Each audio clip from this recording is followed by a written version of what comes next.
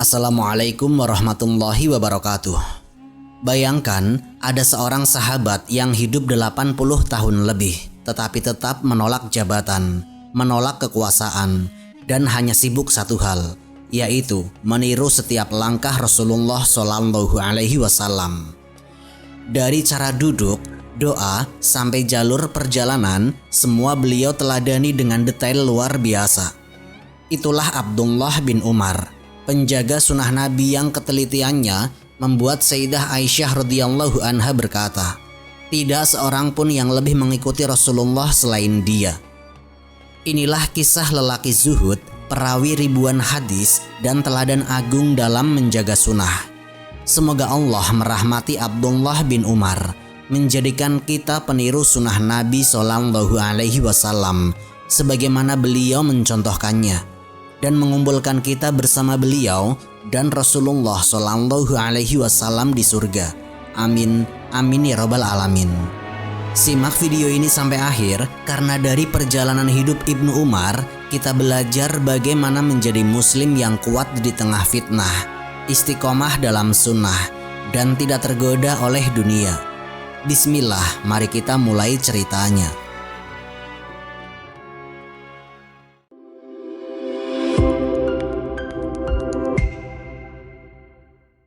Buah jatuh tidak jauh dari pohonnya.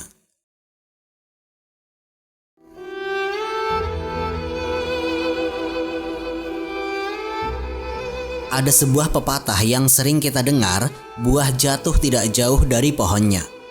Pepatah ini pas sekali disematkan untuk menggambarkan hubungan antara Umar bin Khattab radhiyallahu anhu dengan putranya Abdullah bin Umar.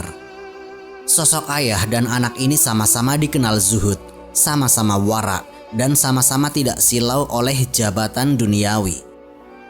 Umar bin Khattab radhiyallahu anhu adalah khalifah yang terkenal adil sekaligus keras terhadap dirinya sendiri. Menjelang wafatnya, Sayyidina Umar pernah berkata tegas kepada kaum muslimin agar tidak memilih anak-anaknya sebagai khalifah.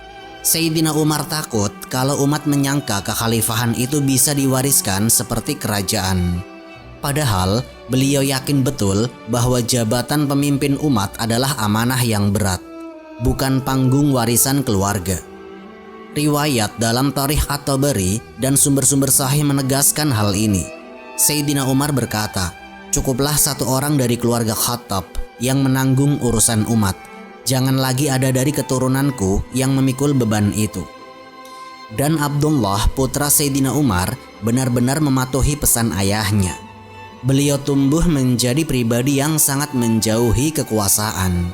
Padahal banyak kalangan menganggap Abdullah layak menjadi khalifah.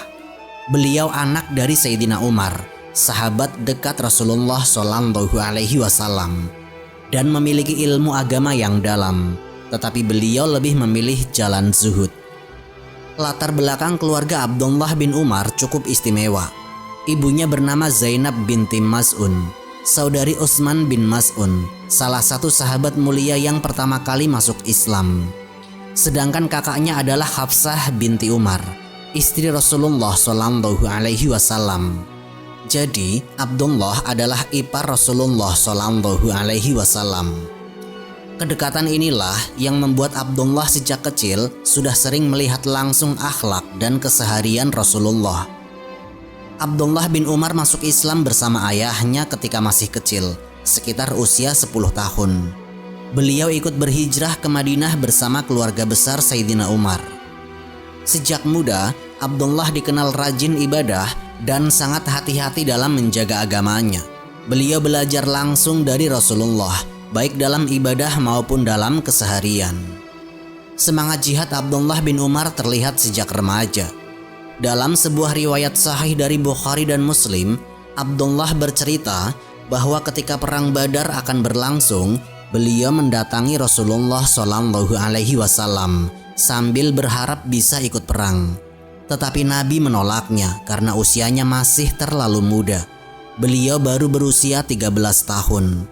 Hatinya kecewa, tetapi beliau tidak membantah. 2 tahun kemudian, saat perang Uhud, beliau kembali datang memohon izin kepada Rasulullah. Kali ini pun Rasulullah menolaknya karena usianya baru 14 tahun.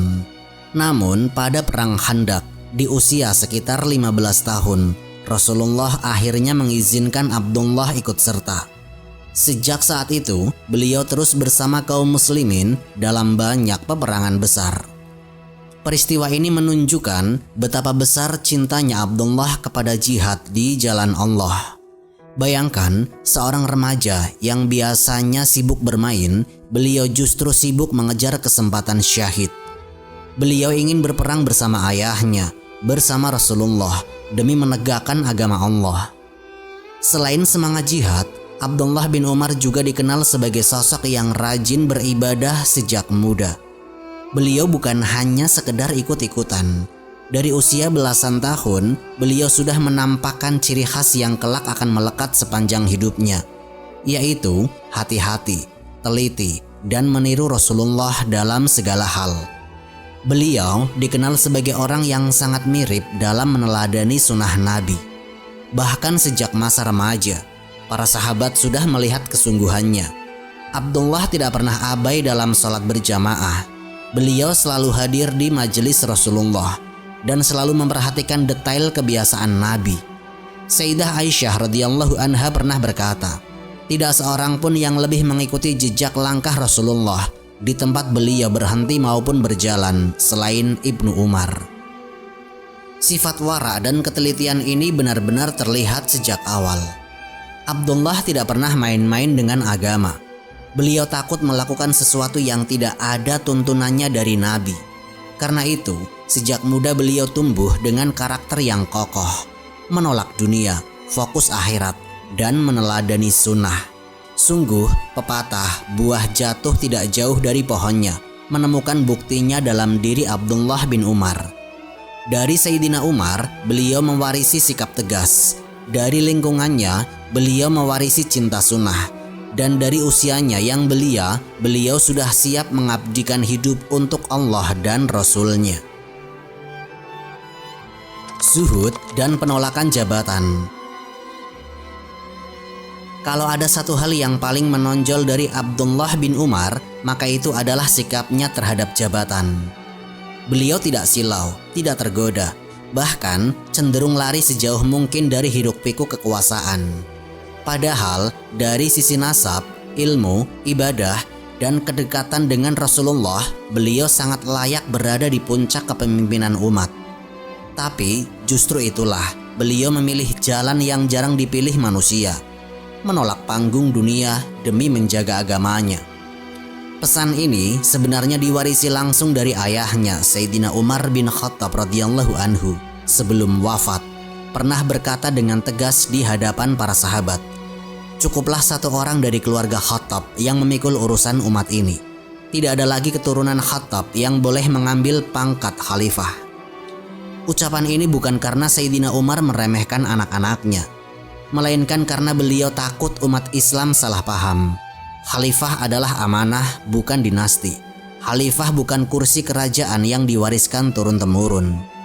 Maka Abdullah pun tumbuh dalam spirit itu. Beliau paham benar betapa beratnya amanah memimpin manusia. Karena itu, ketika Khalifah Utsman bin Affan radhiyallahu anhu menawarkan posisi hakim kepadanya, Abdullah langsung menolak.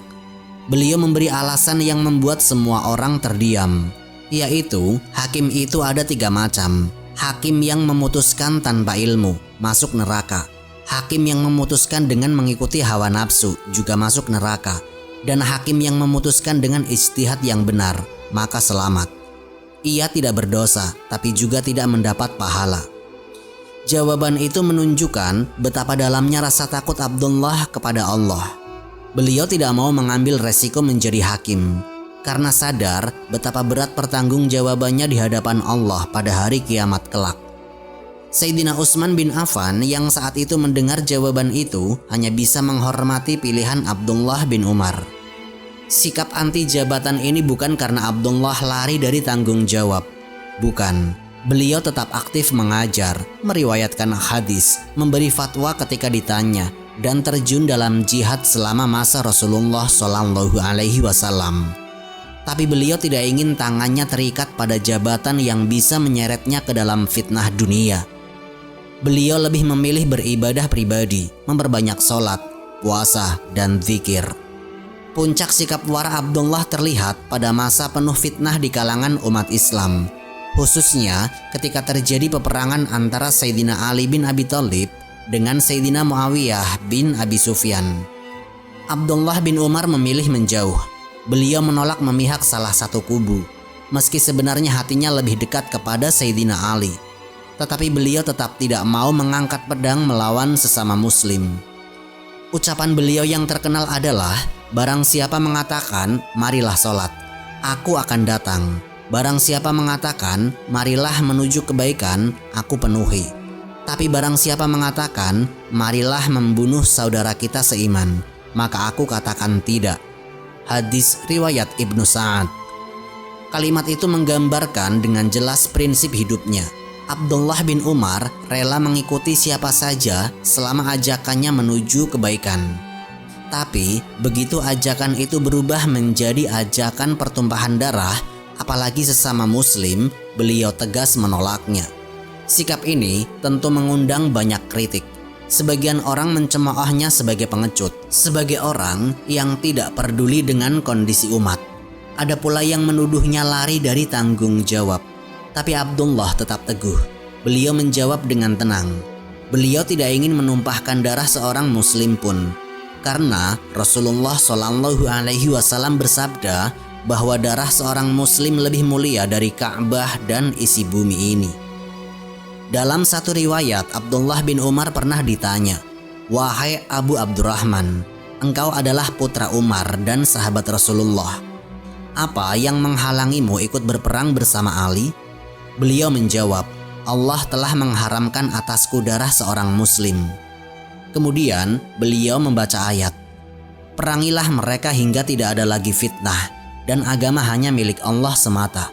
Quran Surat Al-Baqarah ayat 193. Lalu Abdullah berkata, "Kami telah melaksanakan ayat ini ketika melawan orang-orang musyrik. Kami berperang sampai berhala-berhala dihapuskan dari Masjidil Haram. Tapi sekarang, apakah aku akan memerangi orang yang mengucapkan la ilaha illallah?" Jawaban itu jelas sekali. Abdullah bin Umar bukan pengecut, bukan juga orang yang apatis. Beliau hanya ingin menjaga darah kaum muslimin agar tidak tumpah sia-sia. Beliau yakin fitnah yang melanda umat Islam saat itu bukan lagi perang antara iman dan kufur, melainkan perselisihan politik di antara orang-orang beriman. Dan untuk hal seperti itu, beliau memilih menjauh. Dari sini kita melihat betapa tingginya sikap wara dan zuhud Abdullah bin Umar. Beliau rela kehilangan jabatan, rela dihina sebagian orang demi mempertahankan prinsip, jangan sampai tangannya kotor dengan darah seorang muslim. Beliau lebih takut kepada Allah daripada kepada kritik manusia. Peniru sunnah Nabi. Jika ada satu sahabat yang dikenal sebagai fotokopi hidup dari Rasulullah, maka itulah Abdullah bin Umar. Hampir seluruh hidupnya beliau dedikasikan untuk meniru Nabi.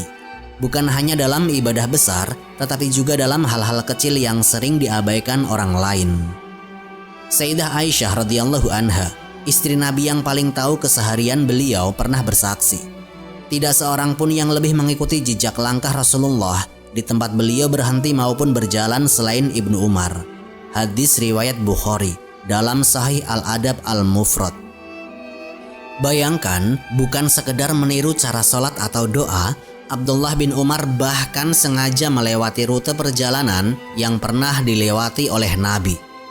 Jika Nabi berhenti di suatu tempat ketika safar, Ibnu Umar pun akan berhenti di titik yang sama. Jika Nabi beristirahat di bawah sebuah pohon, beliau pun akan mendirikan sholat di bawah pohon itu, meski kondisi dan situasi sudah jauh berbeda. Bagi sebagian orang, ini mungkin dianggap berlebihan. Tetapi bagi Ibnu Umar, cinta kepada Rasulullah berarti meneladani beliau sedetail mungkin. Beliau ingin hidupnya sejalan, setapak demi setapak, dengan jejak sang Nabi. Sikap ini menjadikan Abdullah bin Umar sangat berhati-hati dalam meriwayatkan hadis. Beliau termasuk sahabat yang banyak meriwayatkan. Jumlahnya mencapai 2.630 hadis. Dalam kitab-kitab hadis, beliau tercatat sebagai sahabat dengan riwayat terbanyak nomor 2 setelah Abu Hurairah radhiyallahu anhu. Namun, meski banyak meriwayatkan, beliau dikenal sangat ketat dalam menjaga lafadz. Jika beliau ragu sedikit saja terhadap satu kata, beliau lebih memilih diam. Al-Mutawatta karya Imam Malik mencatat bagaimana Abdullah bin Umar terkadang berhenti di tengah riwayat lalu berkata, atau seperti ini, atau mirip ini. Sebagai tanda beliau tidak ingin memastikan sesuatu yang tidak beliau yakini benar-benar keluar dari lisan Nabi. Ibnu Sirin rahimahullah berkata, di antara sahabat Nabi, Abdullah bin Umar adalah orang yang paling ketat dalam urusan sanad dan lafadz hadis. Saking takutnya salah, Abdullah bin Umar pernah terlihat tubuhnya bergetar ketika meriwayatkan sebuah hadis. Beliau sadar berbicara atas nama Nabi tanpa kepastian adalah dosa besar. Selain hadis, beliau juga menjaga sunnah dalam ibadah. Dalam sholat misalnya, beliau meniru cara Nabi menaruh tangan, berdiri, ruku, hingga doa-doa setelah salam. Beliau sering menangis dalam sholat malamnya dan baca Al-Quran dengan penuh kekhusyuan. Tidak hanya itu, dalam urusan pakaian pun beliau meneladani Nabi. Diriwayatkan, Ibnu Umar suka memakai sorban, lalu menjulurkannya di antara kedua bahunya, sebagaimana beliau lihat dari Rasulullah Shallallahu Alaihi Wasallam. Ketika naik unta atau kuda, beliau menirukan cara Nabi duduk di pelana. Semua perbuatan Nabi, besar maupun kecil, baginya adalah sunnah yang pantas ditiru. Inilah yang membuat banyak tabi'in kagum. Mujahid rahimahullah berkata, jika engkau ingin melihat seseorang yang benar-benar mengikuti sunnah Nabi dari ujung rambut sampai ujung kaki, maka lihatlah Abdullah bin Umar. Ketelitiannya dalam meniru sunnah membuatnya menjadi rujukan dalam fikih.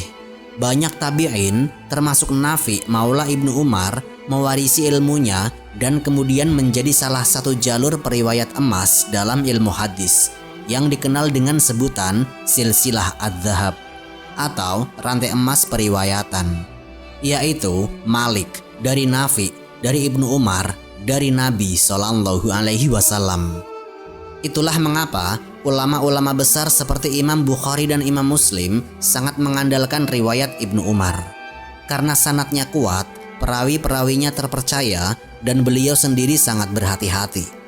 Dengan segala ini, Abdullah bin Umar bukan hanya sekedar periwayat hadis, tetapi juga hidup yang berjalan di atas sunnah. Beliau mengajarkan kepada kita bahwa cinta kepada Nabi bukan sekedar slogan atau ucapan, melainkan usaha nyata meneladani setiap jejak beliau, bahkan dalam hal-hal kecil yang tampak sederhana. Kesolehan dan qiyamul lail. Sejak usia muda, Abdullah bin Umar radhiyallahu anhu sudah dikenal sebagai sosok yang tekun ibadah. Salah satu peristiwa penting yang menjadi titik balik spiritualnya adalah ketika beliau mengalami sebuah mimpi. Beliau bermimpi seakan-akan dirinya berada di surga. Digambarkan dengan kain hijau atau kain beludru yang membawanya kemana saja beliau inginkan. Mimpi itu kemudian beliau ceritakan kepada saudara perempuannya, Hafsah binti Umar radhiyallahu anha, yang juga merupakan istri Rasulullah Shallallahu Alaihi Wasallam. Hafsah pun menyampaikan mimpi itu kepada Rasulullah. Beliau bersabda, sesungguhnya Abdullah adalah seorang laki-laki yang soleh. Seandainya beliau memperbanyak sholat malam. Hadis riwayat Al-Bukhari. Kalimat singkat itu cukup mengguncang jiwa Abdullah bin Umar. Sejak hari itu, beliau menjadikan qiyamul lail sebagai bagian dari hidupnya hingga akhir hayatnya. Para sahabat dan tabi'in bersaksi bahwa Ibnu Umar hampir tidak pernah melewatkan malam tanpa sholat. Beliau menghidupkan malam dengan qiyam, membaca Al-Quran, dan berzikir hingga air matanya bercucuran. Diriwayatkan, beliau tidak pernah lelah berdiri lama dalam sholat. Ketika membaca ayat tentang surga, beliau berhenti lama, berdoa agar dimasukkan ke dalamnya. Saat membaca ayat tentang neraka, beliau menangis terseduh-seduh, berdoa agar dilindungi darinya. Para muridnya sering menyaksikan wajahnya basah karena tangisan dalam qiyamul lail. Selain rajin ibadah, Abdullah bin Umar juga dikenal sangat zuhud terhadap dunia.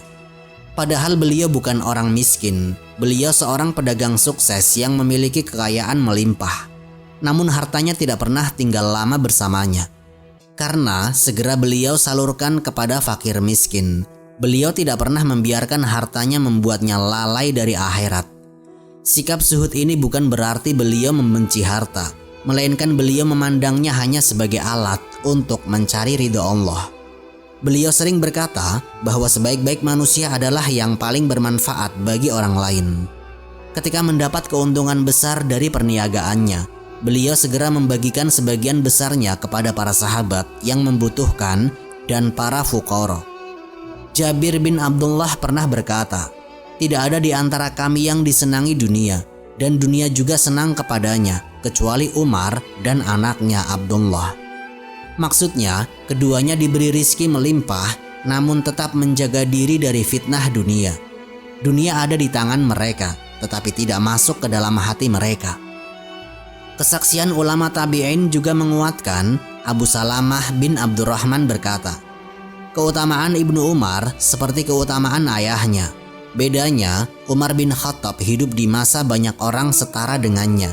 Sementara Ibnu Umar hidup di masa ketika tidak ada yang menyamai kedudukannya." Ungkapan ini menegaskan betapa tingginya kedudukan Abdullah bin Umar di mata generasi setelah sahabat. Kisah-kisah ketakwaannya sangat banyak. Suatu ketika beliau melewati pasar, lalu mendengar seseorang berkata, "Andai aku bisa membeli barang itu." Abdullah bin Umar lalu memberi barang tersebut dan memberikannya kepada orang itu. Semata-mata karena ingin meringankan keinginannya. Beliau tidak tega melihat orang lain kecewa. Beliau juga dikenal dermawan kepada para budak. Tidak jarang beliau membeli budak hanya untuk dimerdekakan. Ada riwayat yang menyebutkan bahwa dalam satu kali perjalanan haji, beliau bisa memerdekakan lebih dari 100 budak. Semua itu dilakukan bukan karena pamer, tapi karena rasa takutnya kepada Allah. Beliau pernah berkata, "Seandainya aku tahu bahwa Allah menerima satu saja sujudku, maka itu lebih aku cintai daripada dunia dan seisinya." Karena Allah berfirman, "Sesungguhnya Allah hanya menerima amal dari orang-orang yang bertakwa." Perkataan ini menunjukkan betapa besar rasa takut dan harapannya kepada Allah, meskipun amalnya sangat banyak. Dengan qiyamul lail yang panjang, tilawah yang mendalam, sedekah yang luas, dan hati yang selalu takut kepada Allah, Abdullah bin Umar tumbuh sebagai teladan kesolehan sepanjang masa. Beliau bukan hanya anak dari seorang khalifah besar, tapi benar-benar menjadi sosok yang memantulkan cahaya iman. Abdullah bin Umar dalam jihad dan fitnah. Abdullah bin Umar radhiyallahu anhuma bukanlah orang yang hanya duduk di masjid, melainkan seorang mujahid yang mengisi hidupnya dengan jihad bersama Rasulullah Shallallahu Alaihi Wasallam. Sejak usia muda semangatnya untuk turun ke medan perang sangatlah besar. Walaupun ditolak ikut perang Badar karena usianya masih belia, beliau kemudian mendapat kesempatan di perang Khandaq. Dari situlah jejak perjuangannya mulai panjang. Ibnu Umar ikut serta dalam perang Khandaq, sebuah perang berat di mana kaum muslimin harus bertahan dari koalisi Quraisy dan sekutunya. Setelah itu, beliau turut serta dalam perang Mu'tah, pertempuran melawan pasukan Romawi di bawah kepemimpinan Zaid bin Haritsah, Ja'far bin Abi Thalib, dan Abdullah bin Rawahah. Beliau juga hadir dalam Fatu Mekah, menyaksikan kemenangan besar Islam ketika berhala-berhala dimusnahkan di sekitaran Ka'bah. Tidak berhenti di situ, beliau ikut dalam perang Hunain dan Tabuk, dua momentum besar yang menegaskan kekuatan Islam di Jazirah Arab. Setelah wafatnya Rasulullah, Abdullah bin Umar tetap berjuang di medan jihad. Beliau ikut serta dalam perang Yarmuk melawan Romawi, sebuah pertempuran epik yang membuka jalan penaklukan Syam. Beliau juga ikut dalam ekspedisi penaklukan Mesir dan Afrika, menyaksikan bagaimana Islam merambah keluar jazirah. Semua ini menunjukkan bahwa beliau bukan hanya ahli ibadah, tapi juga seorang pejuang. Namun, semangat jihad Abdullah bin Umar tidak membutakan matanya. Ketika datang masa fitnah, peperangan antara sesama muslim, beliau mengambil sikap berbeda. Beliau menolak untuk mengangkat pedang dalam konflik internal. Pernyataannya yang terkenal adalah, "Aku telah berperang sejak berhala memenuhi Masjidil Haram, hingga Allah menghapuskannya dari Jazirah Arab. Apakah aku sekarang akan mengangkat pedang melawan orang yang mengatakan La ilaha illallah?" Riwayat Ibnu Sa'ad. Kata-kata ini mencerminkan prinsip yang kokoh. Baginya, jihad adalah menegakkan kalimat Allah melawan musyrikin, bukan untuk menumpahkan darah saudara seiman. Sikap ini membuat sebagian orang menganggapnya pasif, bahkan ada yang mencelanya. Namun Abdullah bin Umar tetap berpegang pada prinsip. Beliau lebih memilih aman dari fitnah daripada menyesal karena menumpahkan darah yang diharamkan. Beliau juga selalu mengingat pesan ayahnya, Sayyidina Umar bin Khattab radhiyallahu anhu. Sebelum wafat, Sayyidina Umar berpesan agar anak-anaknya tidak mengejar jabatan kekhalifahan, agar mereka selamat dari godaan dunia dan fitnah politik. Abdullah bin Umar berpegang teguh pada wasiat ini. Bahkan, ketika Muawiyah mencoba menunjuknya dalam perundingan suksesi, beliau menolak. Baginya, dunia politik penuh jebakan. Beliau memilih jalan ilmu, ibadah, dan mengajarkan sunnah Rasulullah SAW. Meskipun tidak terjun dalam pusaran politik dan fitnah perang saudara, Abdullah bin Umar tetap aktif dalam dunia dakwah dan ilmu. Beliau menjadi salah satu perawi hadis terbesar dalam ribuan riwayat yang sahih. Selain itu, beliau juga memberikan fatwa, namun dengan penuh kehati-hatian. Beliau tidak tergesa-gesa dalam berpendapat, khawatir menisbatkan sesuatu yang bukan dari Rasulullah SAW. Murid-muridnya banyak dan kelak menjadi ulama besar. Di antara mereka adalah Nafi' Maula Ibnu Umar, seorang tabi'in terpercaya yang menjadi jalur emas periwayatan hadis, silsilah Az-Zahab menurut Imam Malik. Ada juga Mujahid, ahli tafsir ternama, yaitu Tawus dan Sa'id bin Al-Musayyib, dua fuqaha Madinah, serta Al-Hasan Al-Basri dan Ibnu Sirin, yang menjadi mercusuar ilmu di Basrah. Melalui murid-muridnya inilah ilmu dan teladan Ibnu Umar tetap hidup hingga generasi berikutnya. Dengan demikian, Abdullah bin Umar bukan hanya pejuang pedang, tetapi juga pejuang ilmu.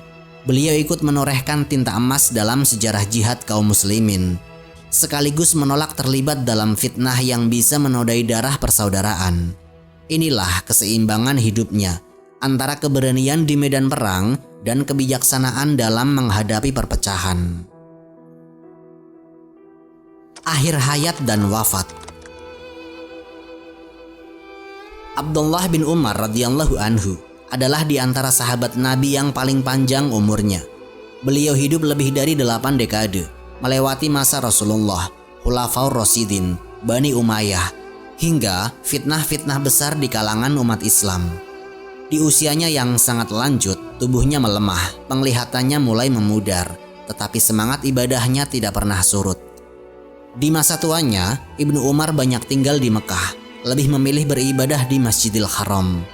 Beliau tidak terikat dengan jabatan dan tidak ikut perebutan kekuasaan, sehingga umat menghormatinya sebagai tokoh ilmu dan teladan kesolehan. Para tabi'in menilai beliau sebagai penjaga warisan sunnah Nabi. Ada beberapa riwayat yang menyebutkan beliau wafat karena dibunuh. Di antaranya ditombak oleh anak buah Al-Hajjaj atau diracun. Namun, para ulama hadis menegaskan riwayat itu tidak sahih. Sanadnya lemah dan bertentangan dengan keterangan mayoritas ulama yang menyatakan bahwa beliau wafat dengan kematian alami, bukan terbunuh.